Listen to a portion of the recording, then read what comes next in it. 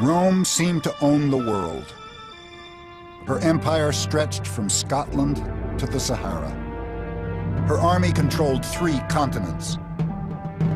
50 million people lived under her laws. Rome's empire was the greatest political prize the world had ever seen. This is the story of those who would do anything to win it.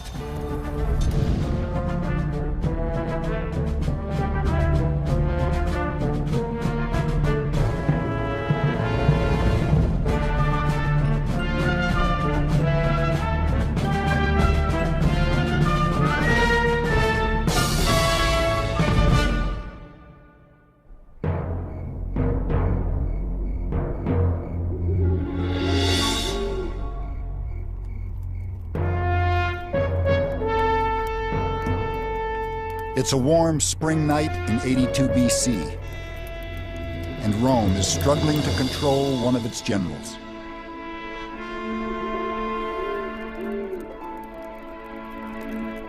Lucius Cornelius Sulla has camped 50,000 soldiers just outside the city to intimidate his opponents in Rome.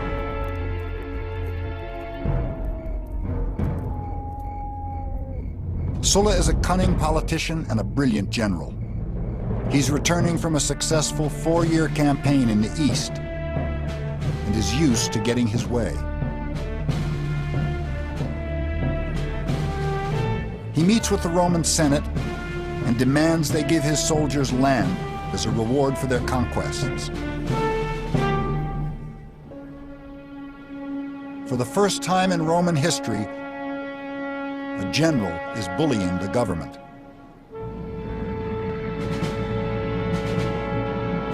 The senators refuse. At issue is the very future of the Roman state. Can Rome's civilian government control the ambition of her generals? Or will brute force triumph over the rule of law?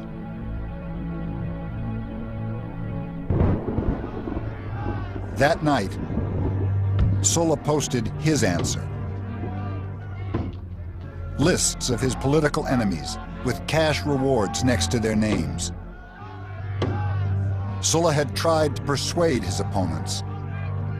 Now he promised to kill them. It was a bloodbath. Thousands died. Husbands were slaughtered in the embraces of their wives, sons in the arms of their mothers. And those who were killed in the passion of the moment were as nothing compared with those who were just butchered for the sake of their property. Plutarch.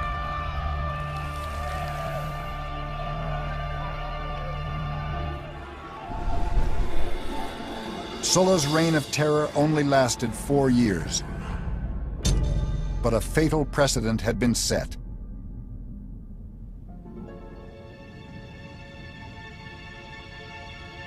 A general had returned from war and persuaded a Roman army to help him seize power in Rome.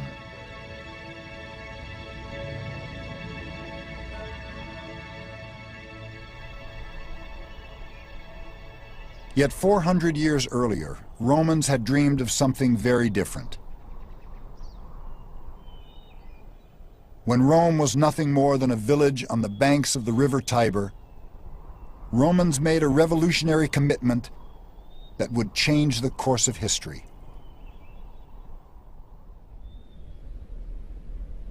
After years of tyranny under Etruscan kings, they dreamed of a government based on restraint, trust, and the rule of law.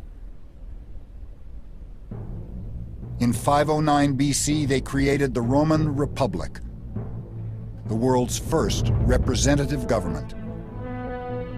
SPQR, Senatus Populus Quae Romanus. The Senate and the people of Rome was its motto. The Republic was a bold experiment in communal government. Wealthy and poor farmers agreed to share power. The rich served as Rome's leaders, the poor as her soldiers. In return, everyone had a say in how the government was run. Romans knew the key to the Republic's success was responsible leadership. And in Gaius Quintius Cincinnatus, they found a legendary role model. The Senate granted Cincinnatus, a Roman landowner, absolute power to defend Rome from an aggressive local tribe. He accepted the position and defeated the enemy. 14 days later, he voluntarily resigned and humbly went back to work on his farm. His sense of duty, sacrifice, and loyalty to the state embodied everything the new republic stood for.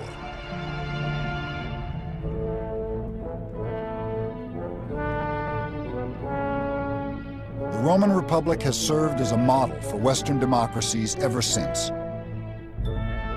Everything from its public architecture to its political rituals is strangely familiar.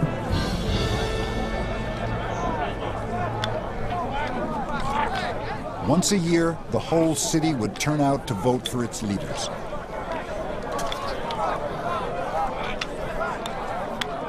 Competition for the consulship, the most important public office, was intense.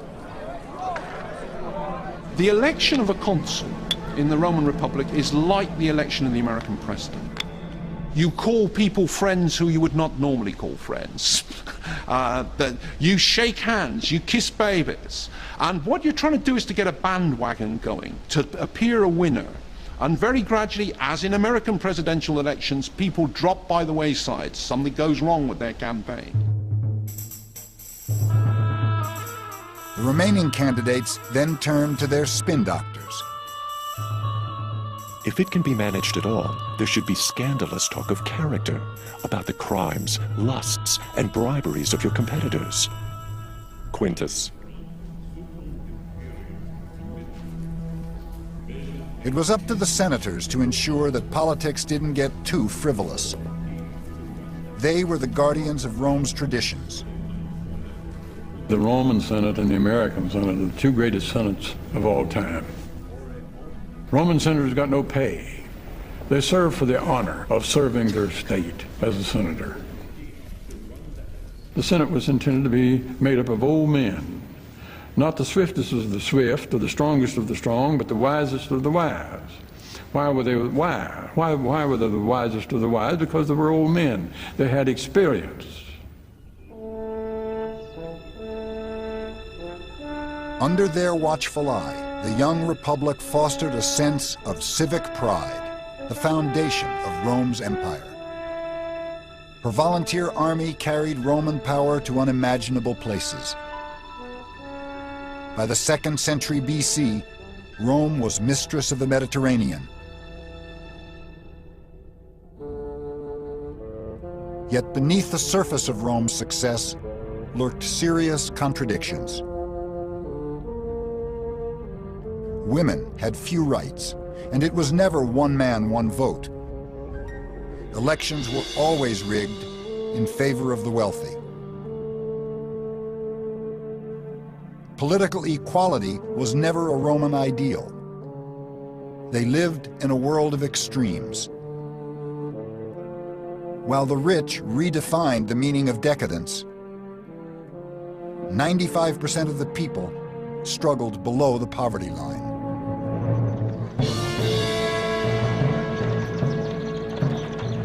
This social imbalance would fuel the most disruptive tradition in Republican Rome: patronage.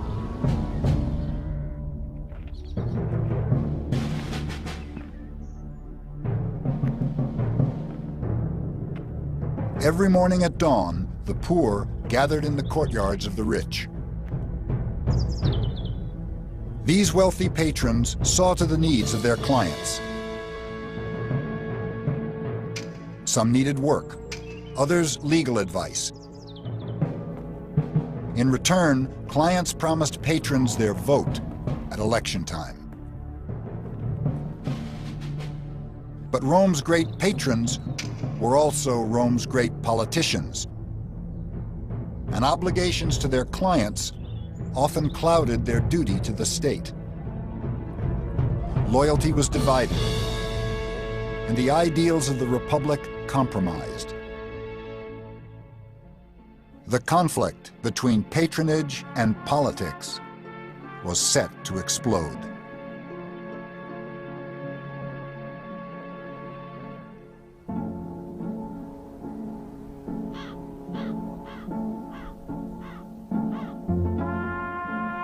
A small group of wealthy families ruled Rome. Notoriously conservative, they protected their own interests and quietly resisted reform, until one of their own broke the code of silence. Tiberius Gracchus was born to privilege. Grandson of Scipio Africanus, conqueror of Hannibal, and son of Cornelia, an intelligent, ambitious woman who poured her ideals into her two sons, Tiberius and Gaius. She told him she was tired of being called the daughter of her father, Scipio. She wanted to be known as the mother of her sons.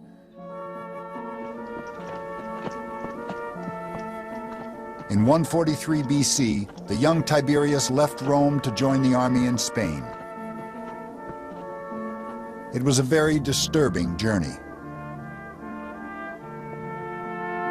While Tiberius was traveling through Italy, he saw for himself how the country had been deserted by its native inhabitants, and how those who tilled the soil or tended the flocks were barbarian slaves introduced from abroad. But it was above all the people themselves who did most to arouse Tiberius's energy and ambitions, calling upon him to recover the public land for the poor. Plutarch. The ambitious aristocrat had found his cause. In the 3rd and 2nd centuries BC, the Roman Empire had more than doubled in size. The conquering soldiers were still volunteers, poor Roman citizens who owned small farms. When the Roman Empire was small, this citizens' militia had worked well. Men served for only part of each year, coming home regularly to work their farms. But getting home to harvest became impossible as the empire grew and armies were conquering faraway lands in Africa or Asia or Northern Europe. If you're serving abroad for years and years in a long process of imperial conquest, the result is that when you put down your sword at the end of the campaign, there is no ploughshare left, because your brother nicked it ages ago, and it wasn't just your brother, it's the big landlord next door who's extended his estate. So that you do have very large numbers of people who don't have land to return to.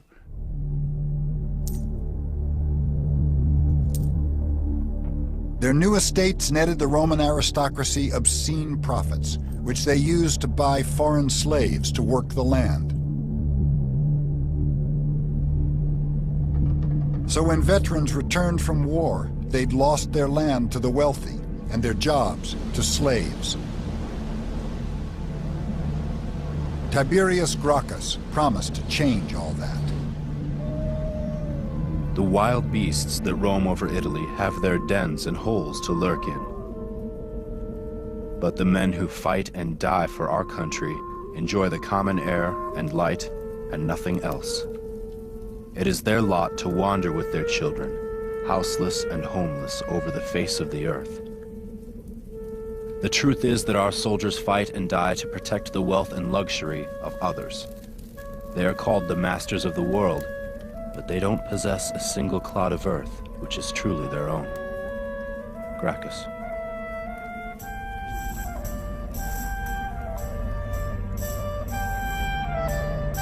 Gracchus proposed something radical. The government should divide public land among Rome's homeless. The senators were horrified.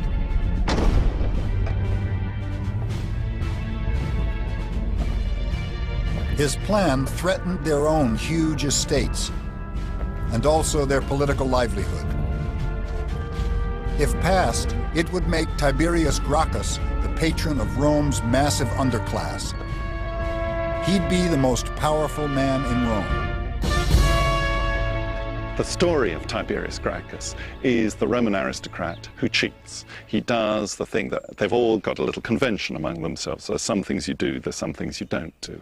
And you don't bust the system by going straight to the people and offering them things. You can see it as breaking a system of patronage. The Roman elite panicked.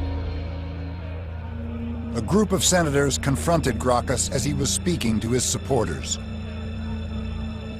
In a fit of rage, they beat him to death with the chairs they were sitting on. Rome's boldest reformer was then dumped into the river Tiber.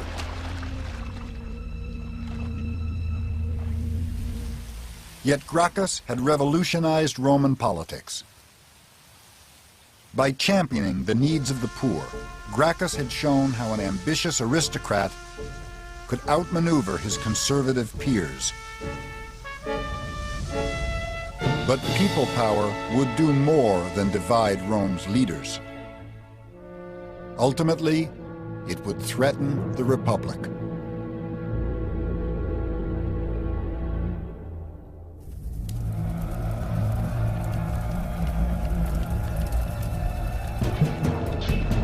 By the beginning of the 1st century BC, the Roman Republic was imploding. Roman values were under siege. Slave revolts stunned Sicily and Italy. Something had to give. The collapsing republic found an unlikely supporter. Born in a wool-dyeing shop in central Italy in 106 BC, Marcus Tullius Cicero dedicated his life to opposing the greed and violence that threatened his world. He was a self-made man, earning a name for himself as an orator and lawyer in Rome, relying on his eloquence and intelligence to outwit wealthier opponents. Cicero believed the key to the Republic's future was in her past. There, Cicero saw the image of Cincinnatus and the ideals of restraint and self-sacrifice he embodied.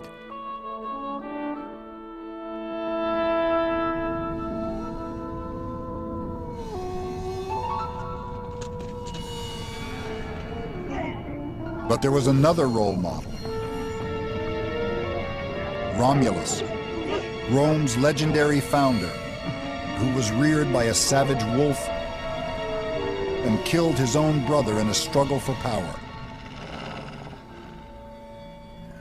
In legend, greed and treachery were Rome's founding virtues, and they threatened to be the most enduring. I would rather be the first man in a barbarian village than the second man in Rome. Julius Caesar. Rome's most notorious citizen was born to wealthy parents in 100 BC. As with all young Roman aristocrats, Julius Caesar had a strong sense of destiny. As a child, he dared to claim he was descended from the goddess Venus.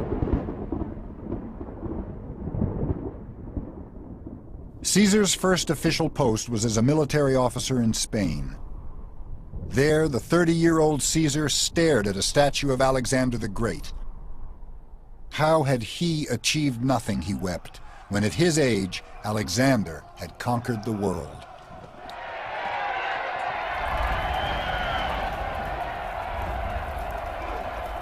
Roman politicians had always staged huge spectacles to impress the voters. In 63 BC, Caesar outdid them all. 640 gladiators fought to the death at his first public games. It was an unprecedented display of power. He was lavish in his spending. He purchased a short-lived fame at great expense. Plutarch. But Caesar knew there were two secrets to gaining power in Rome.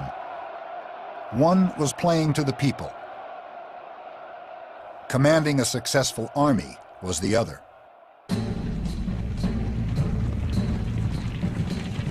In 59 BC, Caesar became military commander over Gaul, modern-day France. 9 years later, 1 million Gauls were dead or enslaved. It was a flagrant act of genocide.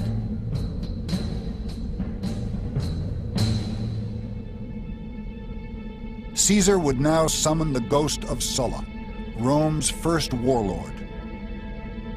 Like Sulla, Caesar was returning from war with an army loyal to him, not Rome. Like Sulla, Caesar wanted something the Republic could never allow. In January 49 BC, Caesar committed the ultimate act of treachery. Following in Sulla's footsteps, he persuaded a Roman army to cross the Rubicon and march into Rome. The monstrosity of Caesar's character is concealed in his gay and friendly manner. No one knows what to do. If we resist, there will probably be bloodshed. Cicero. The Senate quickly chose Pompey, conqueror of the East, to defend the Republic. But Caesar wanted absolute power, even at the price of civil war. Rome's two greatest generals met in Greece. Brother against brother, eagle against eagle, flag against flag. Citizens, what is this madness? Lucan. Pompey was no match for Caesar and his brutal fighting force. He fled to Egypt, but was eventually captured by Caesar's spies. The fate of the Republic hung in the balance. But Caesar had other things on his mind. In Egypt, in 48 BC, he met the young Queen of the Nile, Cleopatra.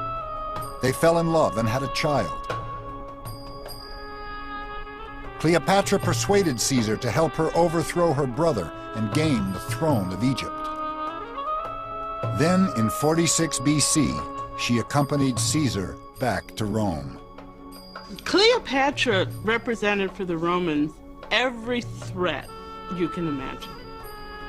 She was African, a woman, beautiful, she was powerful. You find her seducing Julius Caesar. Julius Caesar, who conquered the Gauls, who was this great soldier, who was this politician, who wanted to be the dictator in Rome. Cleopatra reminded them of their vulnerability, and that frightened them very, very much.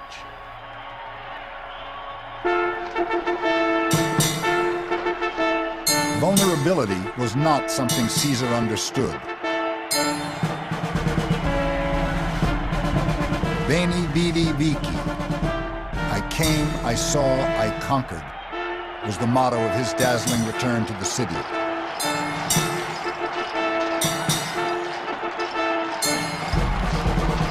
That evening, he threw a banquet for 22,000 of Rome's poorest citizens.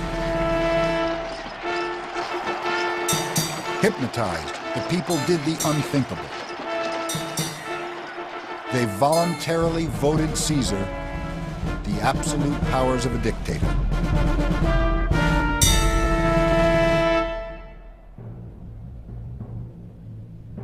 Caesar then shocked everyone.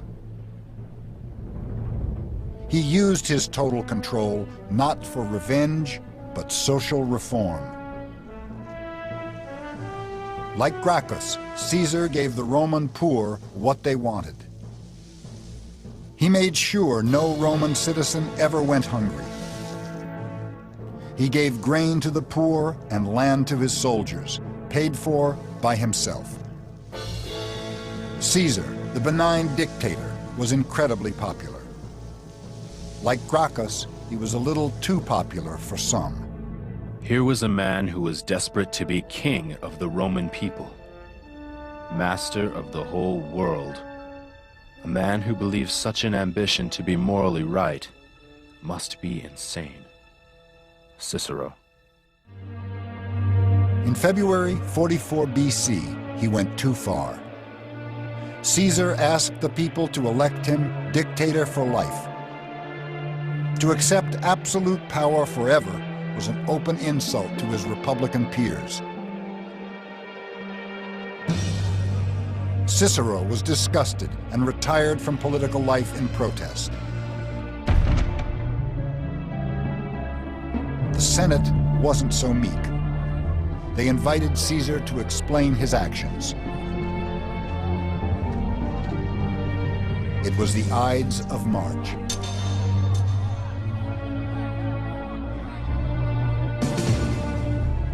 By mid-morning, the crisis was over. At the foot of a statue of Pompey lay Caesar's body, stabbed 35 times.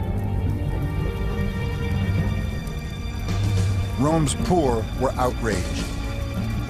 At Caesar's funeral, they lit torches from the pyre and set fire to the houses of the assassins. That night, a comet blazed across the sky. It seemed an omen.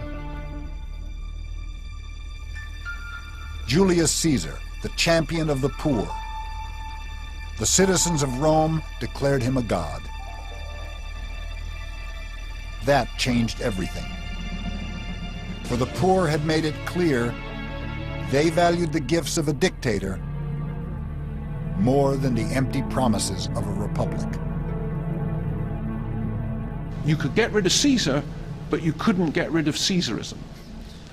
Cicero says at one point, it's a strange thing, we've killed the man and confirmed everything that he's done, because you couldn't do away with it. And in fact, those last years after Caesar's murder are not about the destruction of the Republic. The Republic was destroyed by Caesar. It's simply about who's going to replace Caesar. Two rivals came forward to vie for the dead dictator's absolute power. Octavian, Caesar's 18-year-old son-in-law and heir, and Mark Antony, Caesar's closest friend and ally, no stranger to the politics of intimidation. In 43 BC, Antony raised an army and surrounded the Senate. The Republic was once again under siege. Cicero came out of retirement to attack Antony. He thought Octavian was the Republic's last chance. Cicero confronted Antony in the Senate. Your ambition to reign is as fierce as Caesar's. I would gladly offer my own body if my death could redeem the freedom of our nation. Antony took Cicero at his word, and 2 months later, his thugs murdered the Republic's boldest defender. His hands were cut off and put on public display in Rome. Its conscience dead, the Roman Republic was in crisis.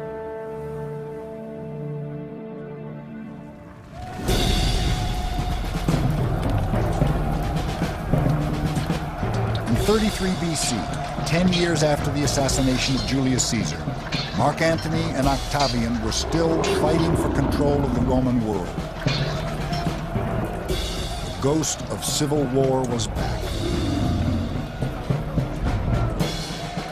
The Roman people were desperate for a change.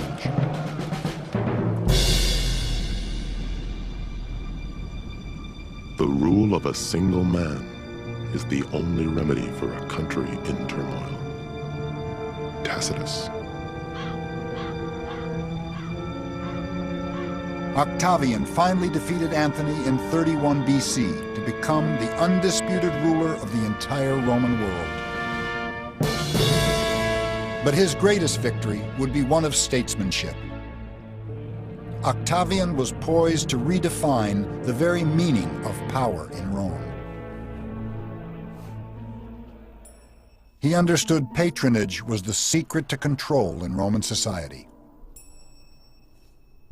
With Rome's vast treasury at his disposal, he set about making every Roman his client, obligated to him, the universal patron. Octavian handed out huge cash bonuses to Rome's army. He now had the undivided loyalty of over 400,000 soldiers.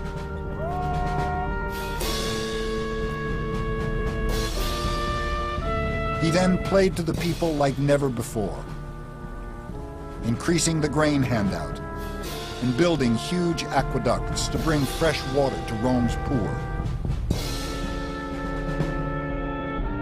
Octavian then focused on the most important ritual of all. He staged the most lavish games Rome had ever seen. Wild beasts and gladiators fought for days in the packed arena. Seduced, the people voted him all the power he asked for. The Roman Senate then stunned everyone. In 27 BC, they allowed Octavian what they had denied Caesar, the constitutional right to absolute power for life. Octavian took the name Augustus, the sacred one. Rome, once a bastion of open government, had willingly become an empire, ruled by a single man.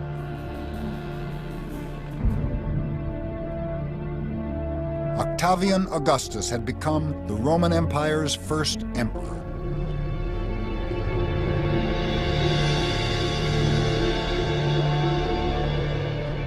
"2,000 years later, Benito Mussolini, Rome's last fascist dictator, styled himself on Rome's first emperor in revealing ways. Like Augustus, Mussolini seized power by force. Like Mussolini, Augustus forced a consensus through intimidation. But for the vast majority of people in the Roman Empire, that didn't matter. For them, Augustus was a savior. He offered the peace and stability they had craved for nearly a century. From the Atlantic to the Euphrates, from Spain to Syria, people were free to think about something other than war. It was the Pax Romana, Rome's golden age, the longest period of peace Europe has ever known.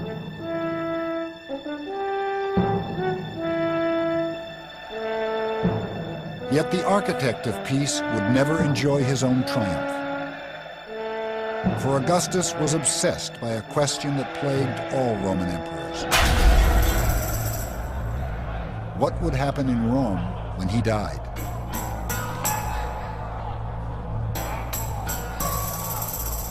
The dilemma of dynastic succession would haunt Augustus for the rest of his life.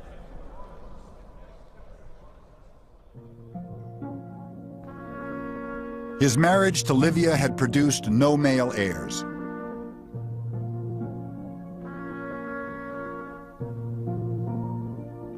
The burden of producing one fell on his young daughter, Julia. Augustus carefully selected her partners. Julia was married first to her cousin, Marcellus, but he died tragically at the age of 19.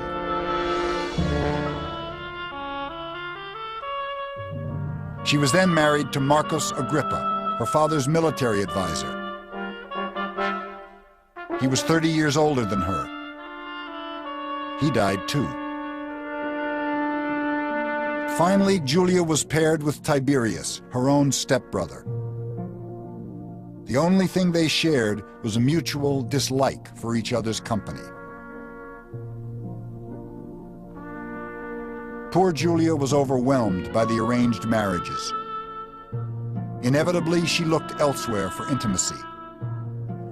Rome's gossip mongers had a field day. His daughter was shameless beyond imagination. She had been accessible to scores of lovers. The very forum in which her father had proposed a law against adultery she had chosen for her debauchery. She daily resorted to the life of a whore, selling her favors to even unknown lovers. Seneca. Augustus was trapped. 10 years earlier, he'd passed draconian laws banning adultery, on punishment of exile or death. The emperor was forced to banish his own daughter to an island off the coast of Italy. Julia was never allowed to return to Rome. The pressures of dynastic succession had claimed its first victim.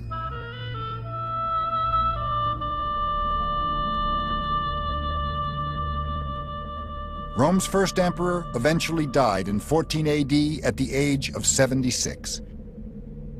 He'd ruled Rome peacefully for over 40 years. I restored, I completed, I built, I gave. Augustus.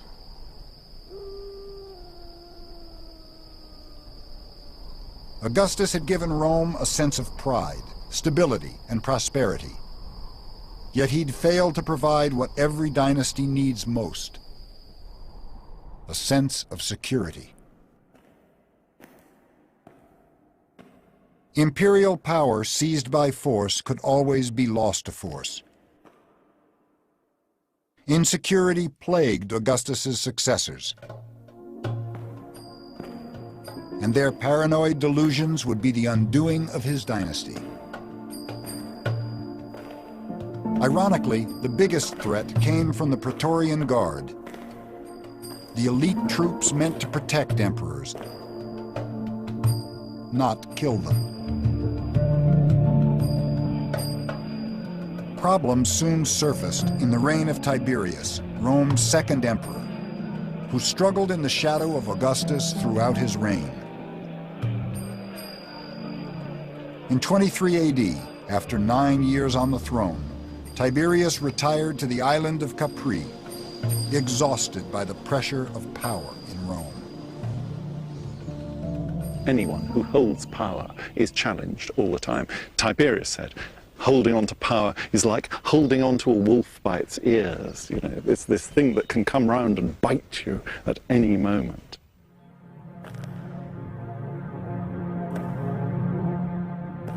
Tiberius left Rome in the care of Sejanus, his trusted Praetorian commander. But Sejanus did not want to help the emperor. He wanted to be emperor. And with Tiberius away from Rome, he played on the emperor's paranoia. Sejanus told Tiberius conspiracies existed all over Rome, but they were just a smokescreen to justify the murder of anyone who stood between him and the imperial throne. He even imprisoned the emperor's family. Oblivious, Tiberius made Sejanus his co-consul in 31 AD. The truth finally reached Capri. The emperor acted quickly. He invited Sejanus to the Senate, promising a promotion. But it wasn't a letter of promotion. It was a warrant for his arrest. Sejanus never made it to trial. His treachery highlighted a fundamental problem in imperial Rome. Everyone knew that the Praetorian Guard watched over the emperor. But who watched over the Praetorian Guard? Tiberius responded just in time. Caligula, his successor, wouldn't be so lucky. Rome's third emperor was notoriously brash, particularly towards the Senate. But Caligula is best remembered for another relationship. With his racehorse, Incitatus. The emperor gave the horse a marble house and an ivory bed. He regularly invited the horse to dinner in the imperial palace and even threw huge parties for him. But Caligula topped everything when he recommended his horse be elected consul, the leading magistrate in Rome. To some people, it was more than the whim of a madman. Say you're sitting in the White House, and as usual, Congress is being difficult. And you want to say, I want to go in front of the American people, and I want as president to demonstrate my contempt for Congress. And how am I going to do that? I'm going to make my dog a congressman. I'm going to say to the American people, I value the Congress and what they have to say as much as I do what my dog says when it barks. So when Caligula made his horse a consul, that's a fantastically clever political insult to the Senate. Rome's rich and powerful were not so impressed. On the 24th of January, 41 AD, they bribed the Praetorian Guard to murder the emperor. But they wouldn't have killed Caligula if they knew of the horror to come.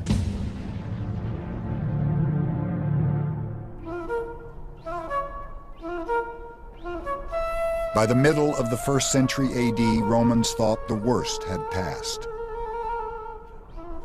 Yet Nero, Rome's 6th emperor, would change all that. In the beginning, they were just rumors. Nero practiced every kind of obscenity, and after defiling almost every part of his body, he finally invented a novel game. He was released from a cage dressed in the skins of wild animals and attacked the private parts of men and women who stood bound to stakes. Suetonius. Had imperial power gone mad? Romans to see their past as this mixture of heroes and villains. And don't forget, it's senators who are writing the history. This history is not straight reportage of objective fact. This is a political battle between the aristocracy and the emperors. It's in the aristocrats' interest to belittle emperors. They can't belittle them while they're alive. They belittle them while they're dead. But Nero was as much a victim of imperial power as its villain.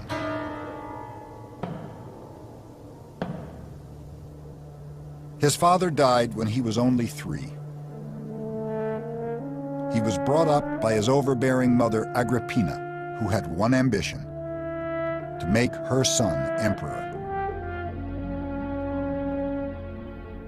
The young Nero never shared her passion for the throne. As a child, he showed more interest in art than politics, but his mother deliberately ridiculed his musical talents.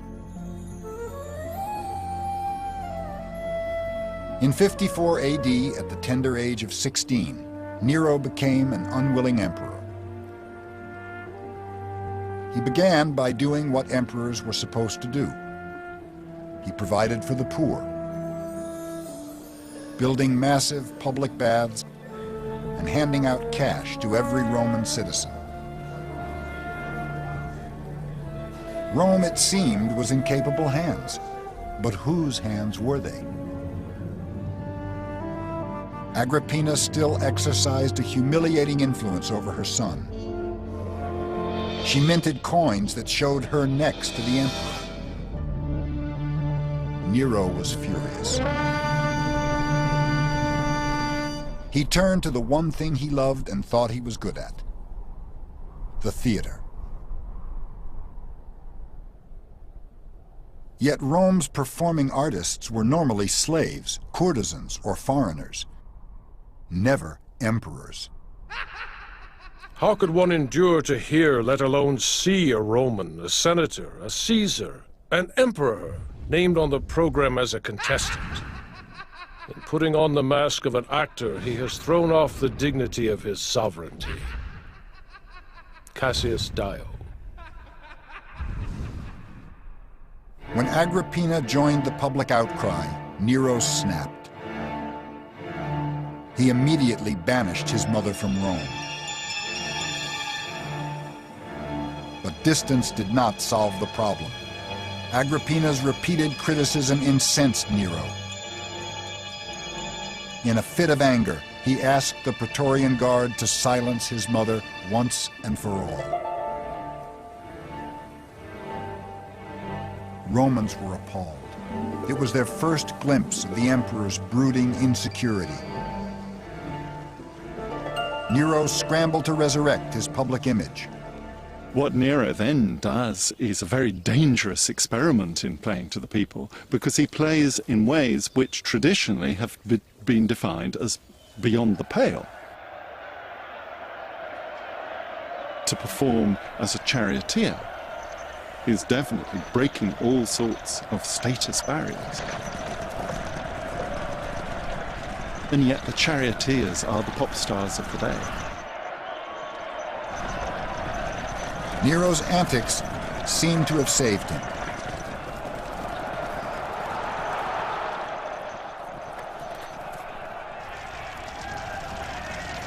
In 64 AD, a huge fire swept through Rome, destroying a third of the city.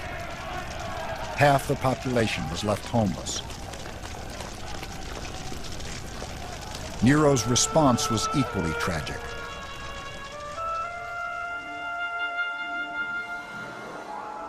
In the ashes of the devastated city, he built a massive 50-acre palace. His golden house had lavish gardens and huge lakes, even a private zoo. The emperor finally had what he'd always wanted, a peaceful retreat from political life.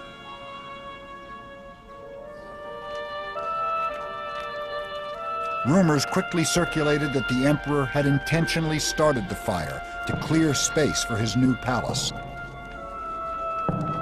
Nero panicked. He frantically searched for a scapegoat and settled on an obscure cult that had recently arrived in Rome.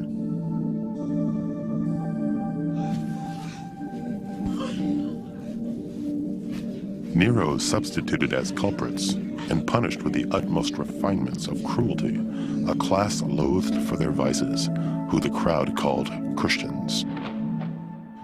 Vast numbers were convicted, and derision accompanied their end. They were covered with wild beast skins and torn to death by dogs, or were fastened to crosses and burned to serve as lamps by night. Tacitus.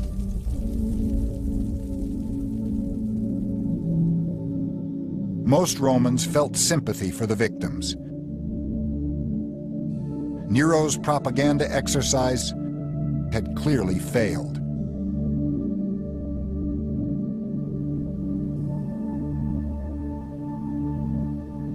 Once again, he took refuge in his own artistic fantasies and set off on a singing tour of Greece. The Greeks alone are worthy of my efforts. They really listen to music. Nero. Not surprisingly, the most powerful man in the world won every competition he entered. The emperor bribed judges and forced audiences to sit through every performance. No one was allowed to leave the theatre during recitals, however pressing the reason. We read of women in the audience giving birth, and of men being so bored with listening and applauding that they shammed death and were carried away to burial. Suetonius. Romans were outraged by Nero's indulgence and incompetence. On June 9th, 68 AD, the Senate declared Nero a public enemy and sentenced him to death. But Nero chose a far more theatrical end. He took his own life. His final words, "What an artist the world is losing." It was the end of Rome's first imperial dynasty.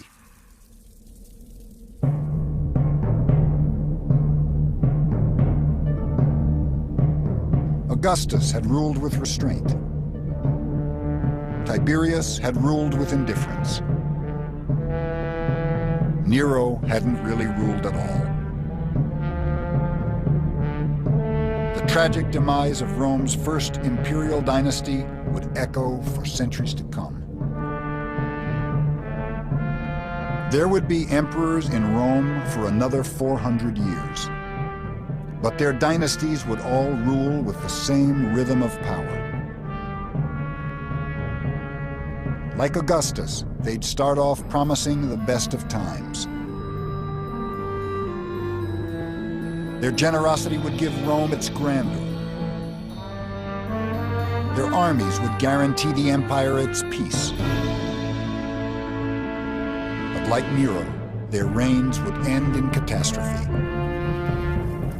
Excess would undermine Rome's greatness. Delusions would condemn millions to die. Power and glory, the curse of imperial Rome.